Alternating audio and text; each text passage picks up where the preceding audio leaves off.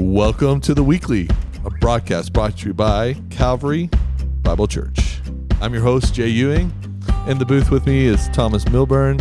We're going to have a great session here recording about Revelation. And no matter where you find yourself out today, we have found ourselves between two ferns because it is Christmas at Calvary. Maybe between two fir trees. No doubt. You have to go to our YouTube feed to see what we're talking about here. Yeah. Because our faces are made for radio, and we ended up on YouTube. We've got to get makeup in here. Help this. Where's our makeup? You imagine being on the daily newscasts every morning at 5:30? I think you have to get there 2 days in advance. Oh my which I don't know gosh. how that works. What a crazy life to live that in front of like that camera that early in the morning every day. I think that's why news bloopers are my favorite thing to watch. When they just like keep reading the teleprompter. Yeah. Like all just keeps going. Like, you're not supposed to read that anymore. Yeah. Please stop reading. Please stop reading. Oh man, what a stressful job. I'm glad I don't do that. They make it look good. Though. They're good. Yeah, They're good. They have a lot of talent. Yeah. They've been to school for this. Yeah, totally. We've done none of that. I literally had a podcast about dad life in Erie before I did this podcast. I figured since you did that, you were basically a professional. You know, I actually knew how to hit record by that time. We're good to go. Yeah. Find a song, hit record, get 2 microphones. Oh my goodness.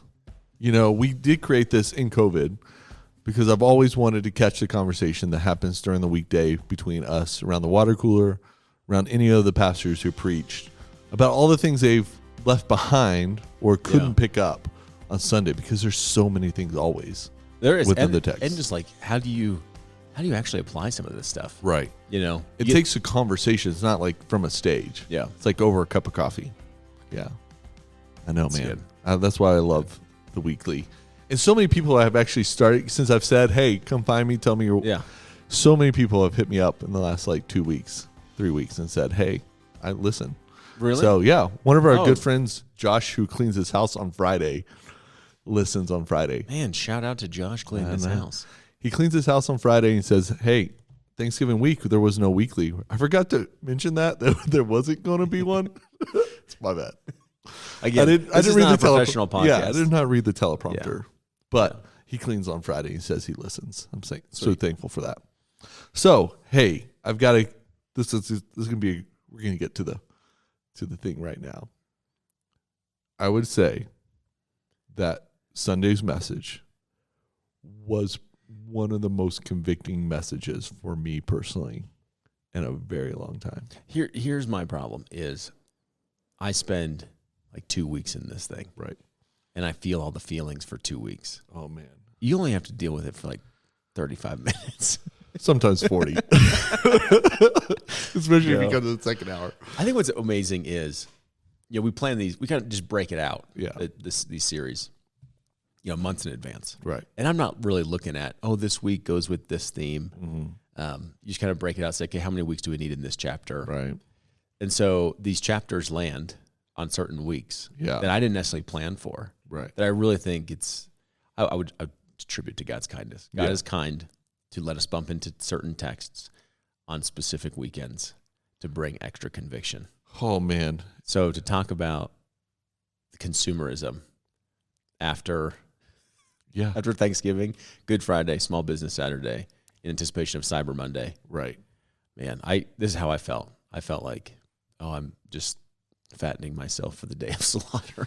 It was like that. And there's some years I am really good through that week of sales and like very intentional in my spiritual life in that week. This year was not one of those. And I embarrassingly have to say I was on the phone way too much looking at all the deals, comparing prices, comparing things, and then got to Sunday. It was like, oh, Lord. Oh, no. I need to repent. The thing is, I am unclean. I know we're going to talk about it, but here's the thing. There are complexities to this, that you live in a world economy, right? Oh, and totally. I'm going to buy my kids something for Christmas anyway. Right. And so if I can get a better deal over this weekend, I'm probably going to do that. Yeah. But then there's like the underbelly of this thing of like, wait a minute, did I just spend how many hours sitting next to my spouse while we were both scrolling through deals, and then found things that I didn't need, didn't know I needed. That was just all about me instead of actually about my family. I know. What sums it up, I think I've mentioned this before. The kids and I were going out to Walmart, and they said, can we buy some things? I said, what do you need? They said, well, we don't know what they have. Yeah. And I thought, oh, that's funny that they said it out loud, because that's like my life is I don't know what I need because I don't know what they have. If you could just tell me what you're selling, I might need some of that. Right. And this is the thing with like, here's, and we'll get to this. We're living the kingdom of God. Yeah. In a different kingdom right now. We're aliens and strangers. If you read your New Testament, we're living in tents, friends. And it is so hard.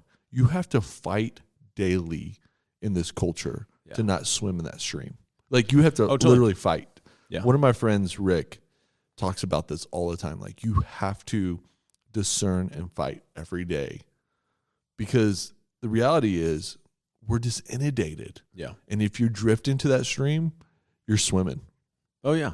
I think the other piece of it is, and I didn't do a good job on Sunday highlighting this, and so it's always in the back of my mind, whether it gets articulated well enough, is God's ways are the good ways. And so when he even calls us to fight every day, to wage war against some of these things, to resist the flow of our culture, it's not as though he's the fun killer. Right. Okay, let's just play this out. I mean, I've played this out 100 times at Christmas. Yeah. You buy everything you want, then you get to Christmas, and I'm super disappointed that it didn't satisfy the way, I was hoping it would. You have the post-Christmas blues. You got credit card debt. I spent too much, whatever it is. Right. Like, man, I thought I was going to spend my way into this amazing experience, and then it didn't. And then you like think, okay, God's ways are maybe harder, but at the end of the day, they're the good ways. They are the good ways. So I get he that never disappoints and always satisfies. So if you're joining us for the conversation, I think one thing that's helpful is to understand that we really view the book of Revelation as speaking to us today. Yes, and that's complex because it was speaking to 7 churches 2,000 years ago. Yeah. And somehow, because First Peter tells us this, the Holy Spirit is actually speaking to us as well. Yeah. And Hebrews tells us that it's living and active. We're living and active. So I think that's important to say, hey, it has a historical root or foundation. So it speaks about reality that was, but we also believe it's the reality as it is. Right. And the ultimate reality as it will be. And so we still take the whole book to apply to us today.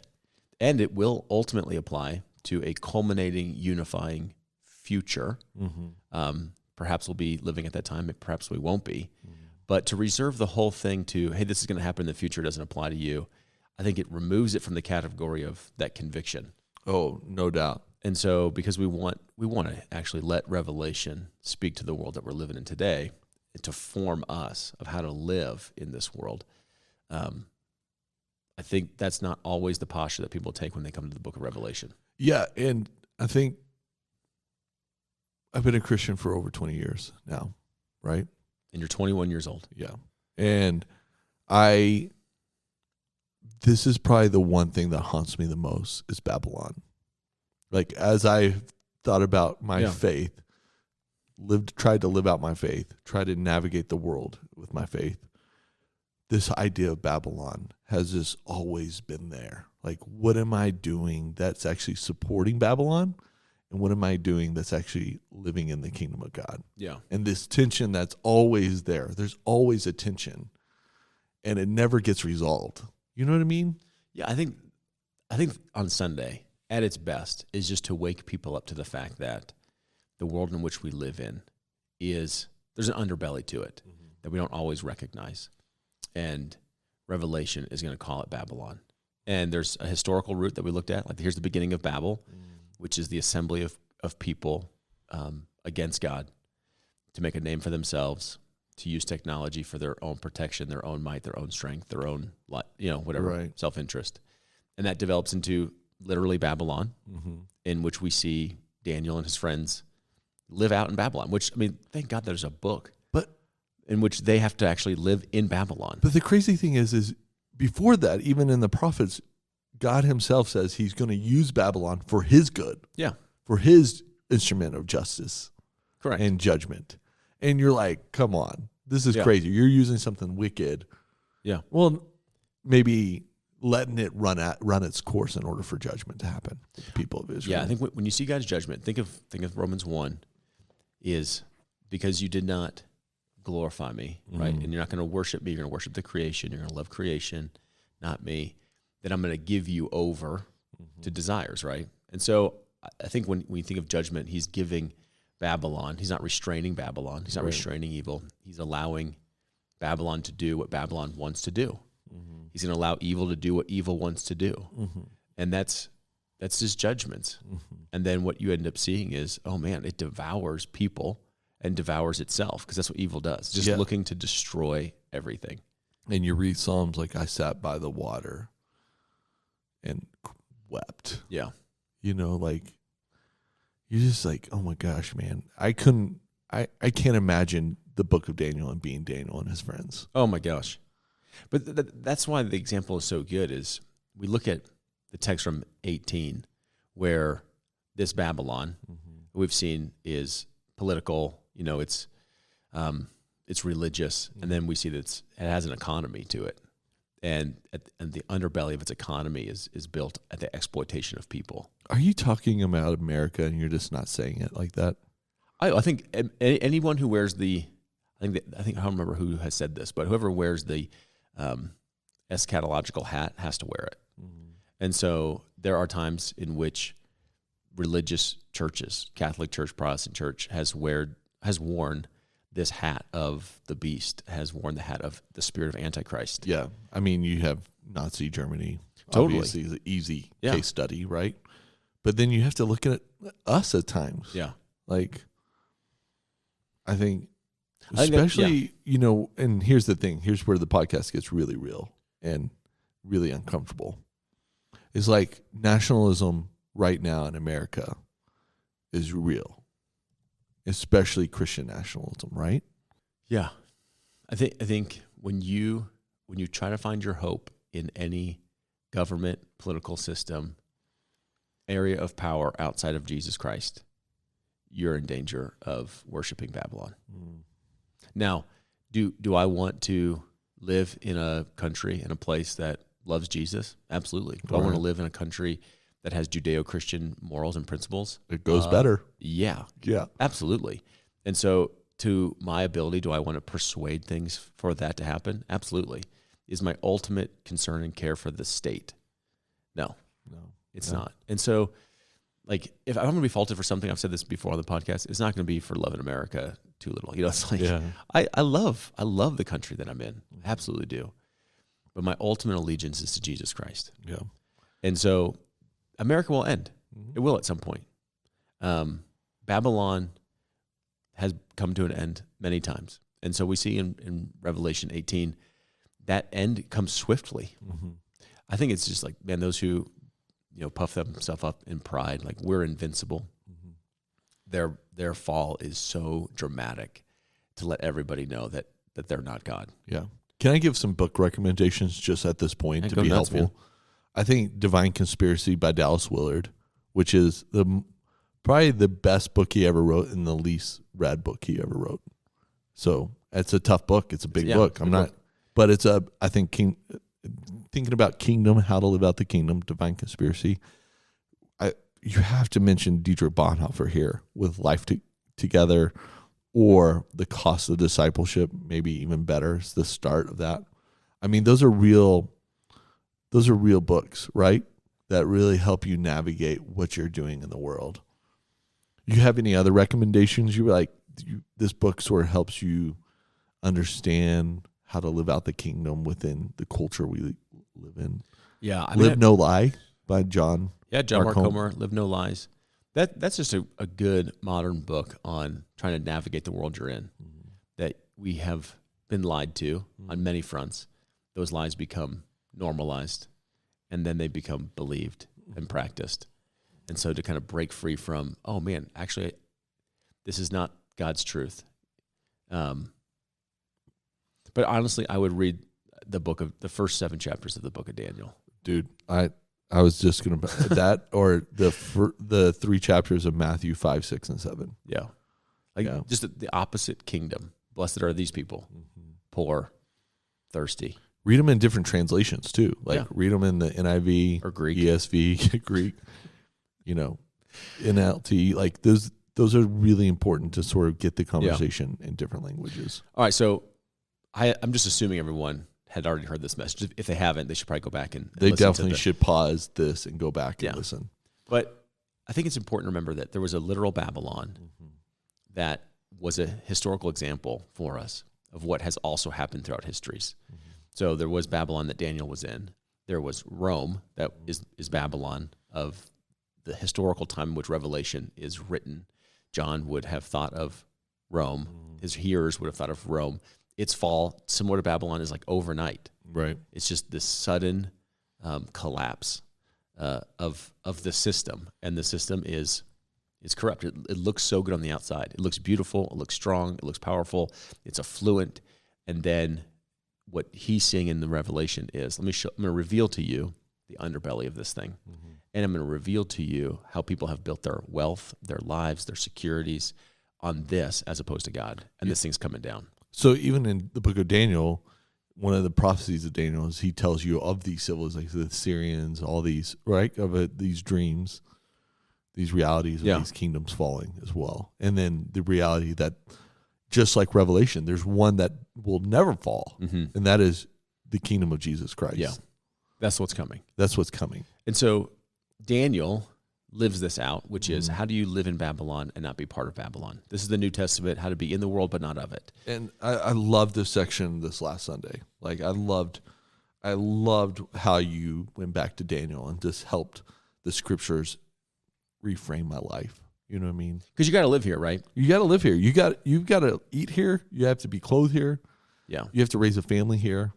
You have to invest for retirement here. Yeah. Right? Because here's what this is what I normally hear from people is I'll say, yeah, I'm gonna go ahead and separate myself from maybe this company, or I'm gonna choose not to put some financial investments in this company, or I'm gonna go ahead and suspend this streaming service because they're taking my dollars and they're producing something that I think is so egregious to Christ that I don't want anything to do with it. Yeah, and this is more than just like people boycotting Bud Light. Right. Okay? This is like, no, you're actually producing content that is not God glorifying, and it's antagonistic, and it's wanting to lead me and my family and others astray. And this is called discernment. You have to have discernment. So we usually what I'll hear as a rebuttal to that is, well, you're going to boycott everything? And I'm like, well, I'm not boycotting. I don't think. That's not what I'm trying to do. Right. What I'm trying to do is separate myself.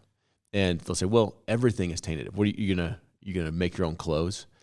And I get what they're saying, because essentially they're saying, hey, it's so exhausting to think of all the things that we're doing and how, you can't really just like create the Christian version of it. And so even if you were to separate yourself completely, it's impossible to do it. It's impossible to actually do it. And so because it's impossible, then we don't do anything. Right. So because I can't separate myself completely, I won't separate myself anywhere.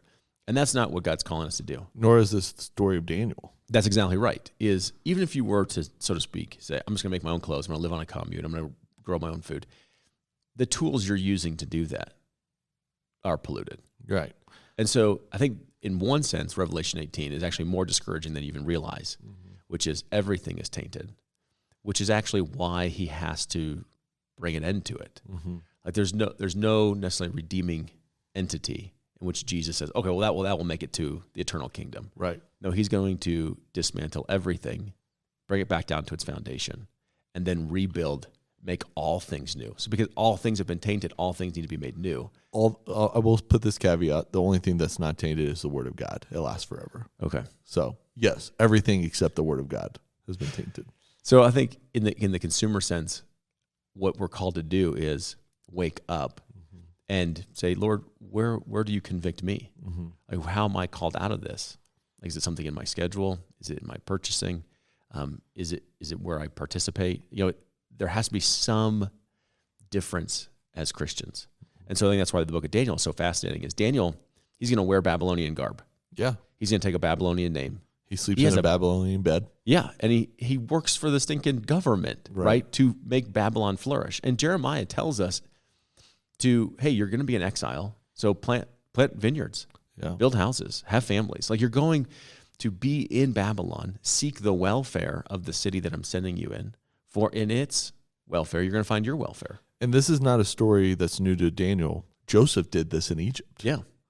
This is a part of his story that God had to use him to take, and he blesses Egypt. Mm-hmm. Egypt's the first Babylon. Yeah. Yeah.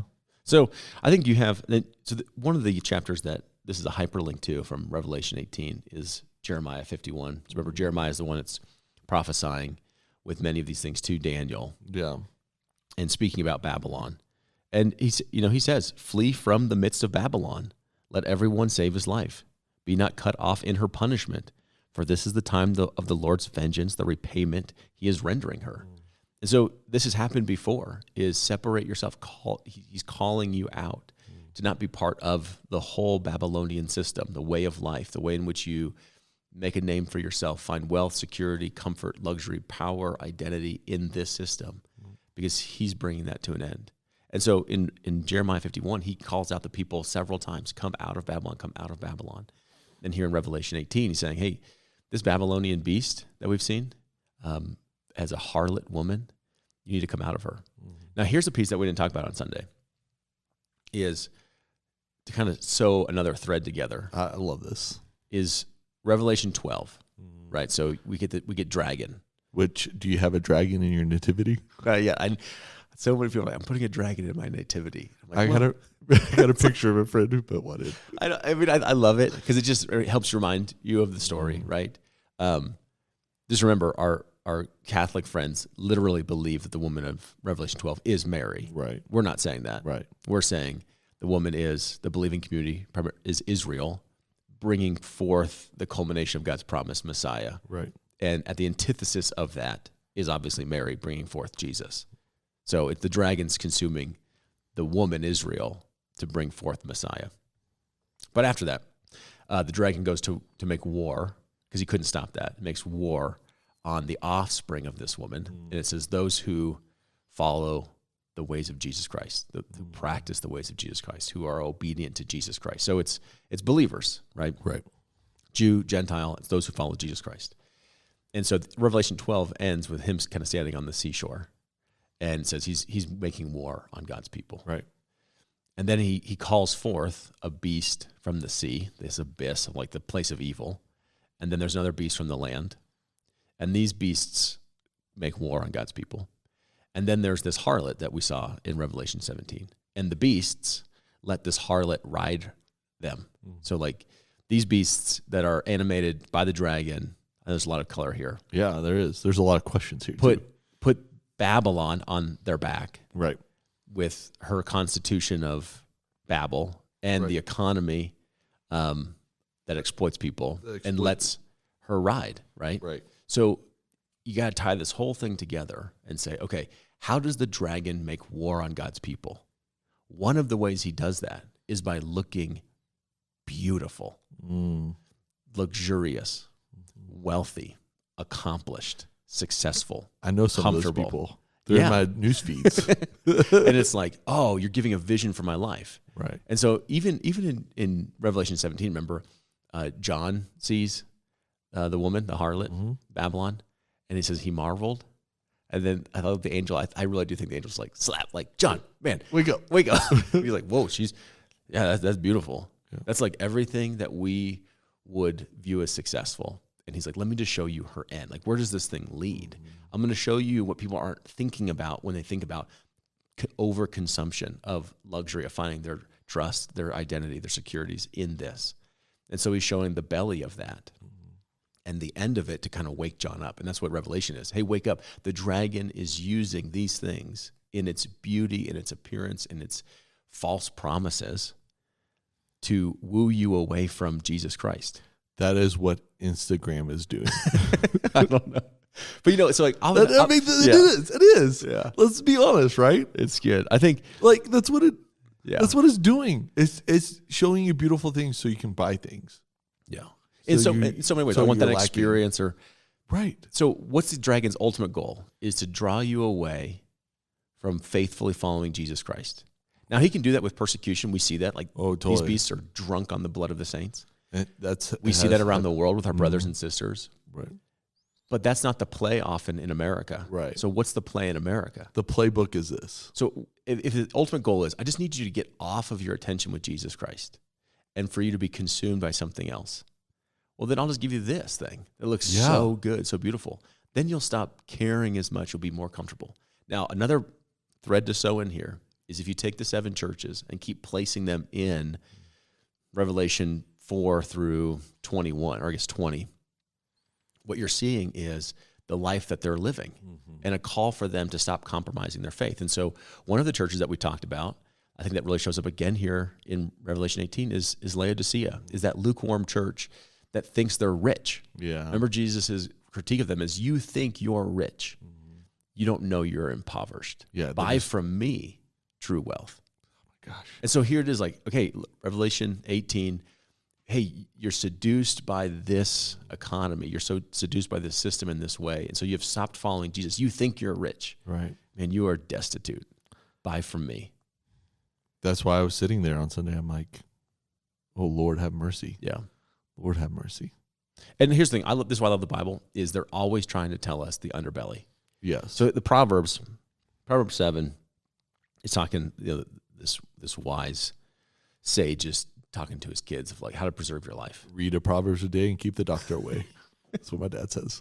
So he's talking about this persuasive harlot that seduces men, right? So we could think about this in very vivid terms of how men are seduced by easily beautiful, seductive, pornographic images, right? So in verse 21 of 7, with persuasive words, she led him astray. She seduced him with her smooth talk. It just sounds like Revelation 17:18. All at once he followed her. And then this is the description. So I'm going to show you what's really happening. So you're following these lustful thoughts. At once he followed her like an ox going to the slaughter, like a deer stepping into a noose, till an arrow pierces his liver, like a bird darting into a snare, little knowing it will cost him his life. He's saying, okay, the end result here, he doesn't know that he's like an ox going to the slaughterhouse. And at the result of that is just dead men's bones. Right. Or is it like Jesus at the end of the Sermon on the Mount saying, be a wise builder, either shifting sand or a rock? Totally. Like, here's the underbelly of all this, right? This is why God's ways are the good ways, is that he's not the fun killer. He's not the one saying, hey, stop buying because we know that those things are, things you really want, but, you need to not have them. He's saying, these things are luring you in that will actually destroy your life, that will actually leave you empty. And so come to me, who will satisfy your life. Right. So it goes again back to what does the adversary do? Kill, steal, destroy. What does the dragon do? Kill, steal, destroy. He'll do that by any means. Right. And so if he can get your attention with overconsumption, luxury, wealth, comforts, so that you separate yourself from Jesus, win. That's in the win column. Totally, for him. If he can do that with persecution, that's in the win column. Right. So we've seen Revelation address churches that are going through persecution, remain faithful. Some will be in prison, some will be put to death, remain faithful. And we saw some of the things they receive crown of life later on in the book of Revelation, if they remain faithful. So this one is specifically about remain faithful in Babylon. Be faithful in with Babylon. luxury. Yeah. The church historically has talked about martyrdom. That martyr means witness. So there are red martyrs and white martyrs. Red martyrs are those who died for their faith. So there are examples in Revelation, those who were put to death for their faith. And I think we as American Christians are like, man, we would do that, right? If someone's like, disbelieve in Jesus, or, we take your life, you're like, I'm not going to disbelieve Jesus. But then there's a category called white martyrs, and those who have to live out their faith. Is their martyrdom is living out their faith daily. So you're dying to yourself daily in the sense of, these are my desires, they're pleasures that are wanting to satisfy them in Babylon. I'm going to die to that and live to Christ. Okay, so let's apply more of this. Yeah. And you had the call, and you had these 3 questions, I think, that were really important. Are there things in your life that you abstain from, that just you abstain from? Like things in the culture that not maybe everyone in your life group, maybe not everyone in this church, maybe not everyone in your family abstains from, but you do. Sort of like Daniel refusing the king's food at his table to live a Jewish diet. Yeah, I mean, there are things on the king's table that he said, I will not ingest into my body, because if I did, it would defile me. Because that was a Jewish law. Well, yeah, I mean, it's a little, I mean, this would be another conversation, but not everything that he abstained from was antithetical to a Jewish kosher diet. No. So they could have wine, but he abstained from the wine. So there's probably more going on in the refusal to consume those things. It's probably more of an allegiance to the king, or identifying with the people who are serving the king. Or there was a ritual that was to a pagan god, because after you had this. Yeah, something there. Yeah. Now it could have been pork, perhaps, Yeah. and he's going to abstain from that, obviously. But not everything that seemed to be refused was against a kosher diet. Right. But and he eats his fruits and vegetables and looks better. So I think that even makes it more challenging is not everything is necessarily anti-Christ. Yeah. But you choose not to participate in it because for you it's defiling. And that comes back to wisdom, discernment. Yeah. Once again. So let me just throw out some examples on this. Like some people said, hey, there's certain shows I don't watch that even some of my Christian brothers and sisters are like, hey, I love this show. Right. But you say, the themes in that show, the amount of nudity or the degree of nudity is pornographic to me. I'm not going to do that. Totally. The rating of that, like, why do I want to fill my mind with these things? Right. That's yeah. Some people, it's like alcohol too. Or like, even with the show, like if it makes you stay up way past your bedtime and then you're getting less sleep. What time's your bedtime? You're like, you don't get to pray as well the next day because you're watching a show late at night. Like those are things too, right? Oh, I remember there was a pastor several years ago that I was listening to, and he said, I'm in a fight with my wife. And I'm like, why are we fighting? This is so stupid. He probably didn't use the word stupid. He was a real pastor. You're just calling it as it is. It's stupid. It's like, that's how I view it. Like, why am I in this fight right now? Fighting about something that's like not that significant. When I say stupid in front of my kids, I catch their attention. Yeah. And I only use it when I'm like, this is really this. Yeah. The word is stupid here. They're stupid. And he said, I didn't realize I didn't go to bed like, was it 2 nights ago or 3 nights ago? He just stayed up and he was binging a bunch of shows or a series or whatever. And he's like, I'm too tired not to fight. And so I lost this conflict with my spouse, not because, I said something right now, is because I refused to just go to bed 2 nights ago. Yeah, totally. He's like, oh, dang. Yeah, I should probably have just gone to sleep. Yeah. When people come in, and part of my calling at Calvary is people come in and ask about spiritual life things because that's where I reside. Yeah. Spiritual formation. And they're like, I can't pray. I can't do these things. The first question I usually ask is, are you sleeping? Are you going to bed on time? Yeah. Are you waking up at a normal time? And then if you're not doing that, let's do that for 2 weeks. Yeah. And then let's come back and talk about prayer. So this is because this is the things you have to think about. Exactly. That's why on Sunday, I don't want to be prescriptive in, okay, these are the 3 things to come out of Babylon. I want to say, I don't know what that means for your life. I just know that's your call on your life. And this is why you're a better preacher, because it's easier as a preacher just to call out things. Yeah, instead of letting people reside in discernment. Let's all boycott this one thing. Right. This thing's Christian, that thing's not Christian. It'll make the Instagram reel, but it is not true. So it's like, I want you to take a question home. I'm going to lend you a question this week. Oh my gosh. What is it that God's calling me out of? That maybe my neighbor's not going to be called out of. That even my Christian brother may not be called out of, but I'm called out of this. And this is why you have to have a life group or a Bible study or a friend or a spiritual partner in life who you can ask these questions to and talk about for the next week. Yeah. Yeah. I think my framework on this is my neighbors love Christmas, and not all of them love Jesus. Some of them are very antagonistic towards Jesus. I can't have the same Christmas that they're going to have, right? And I typically do. Yeah. Yeah. So what is it that I'm doing in this month, particularly, because I think it is a consumer month, that separates myself? Yeah. In what ways will I best prepare my children to anticipate the arrival of Jesus Christ? Will I spend more time in the Advent readings and prayers than I will about wrapping and shopping and, because all those things need to get done. I get it. All those things need to get done. And you have family and expectations on you. Yeah, work parties going to. I mean, this December's crazy. So I think this is why I think it was just God's gift to say, hey, before Calvary, you step into December, remember he's called you out of Babylon. Mm-hmm. So that was you don't ingest everything from the king's table. The second one, and I may not have it right because I was writing quickly, refuse to worship things of this world. Yeah. You abstain from worshiping some things of this world.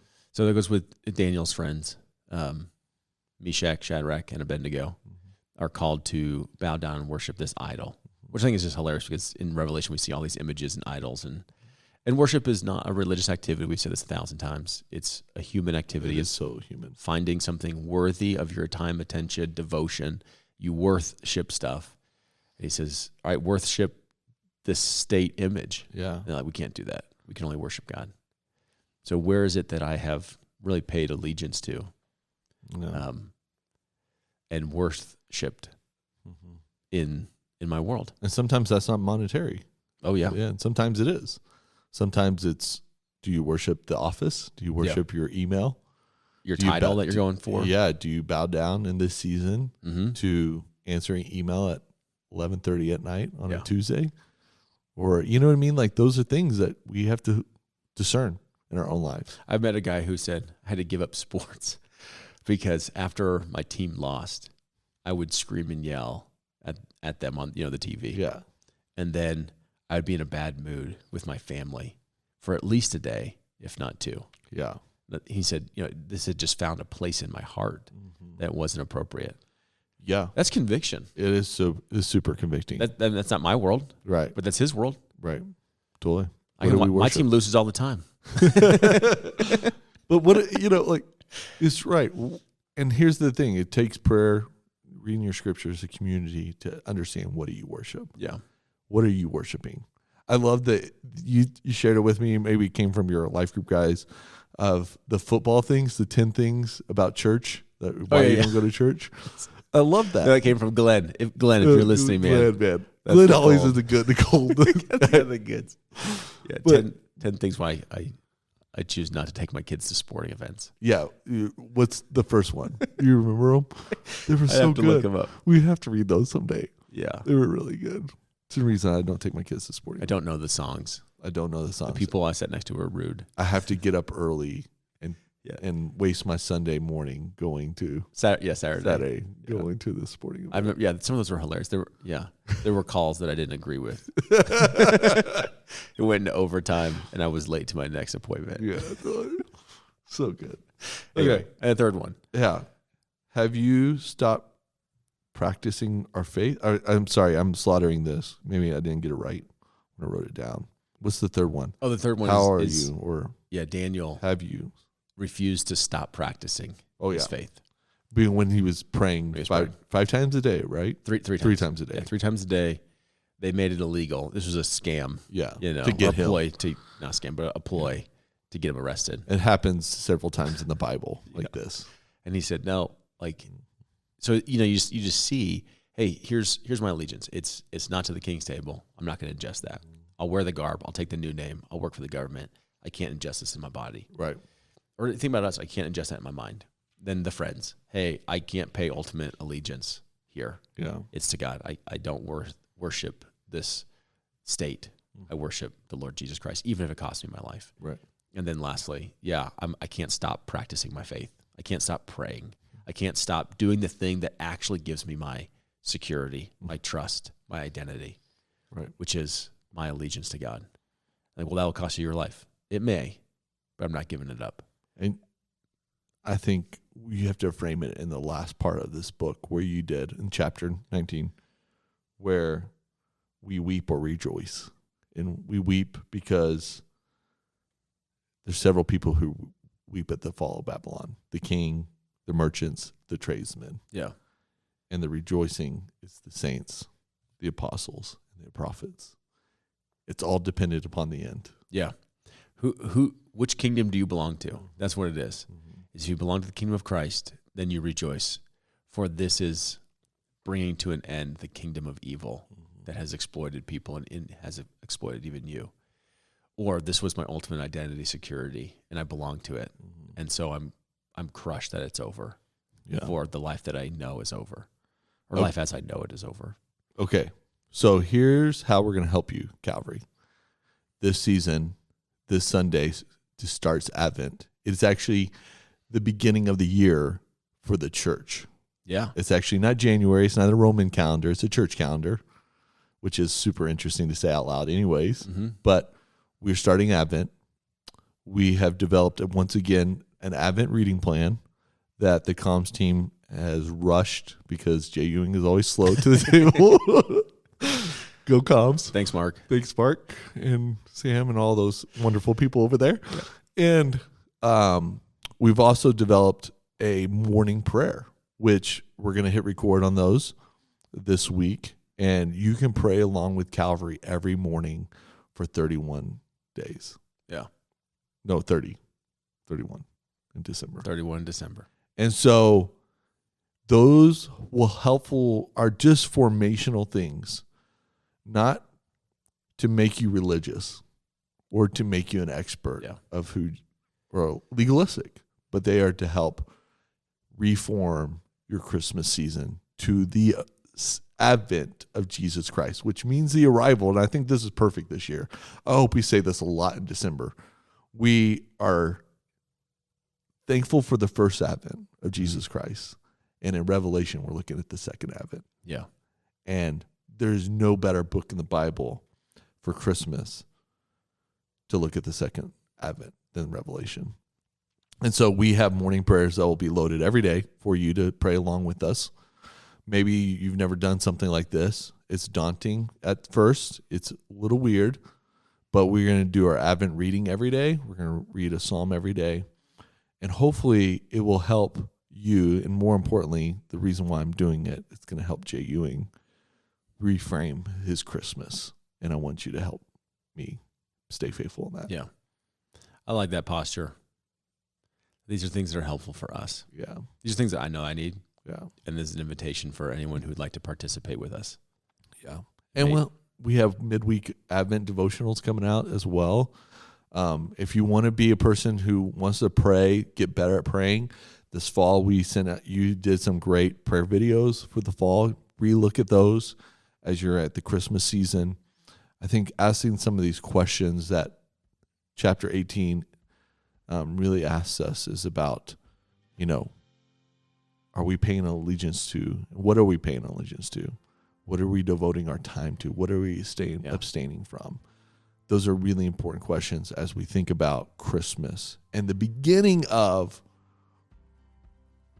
the Christmas season and the new year for the life of the church happening this Sunday at Calvary. Anything else? Last thing I'll probably conclude with is my daughter's told me about a new Taylor Swift song.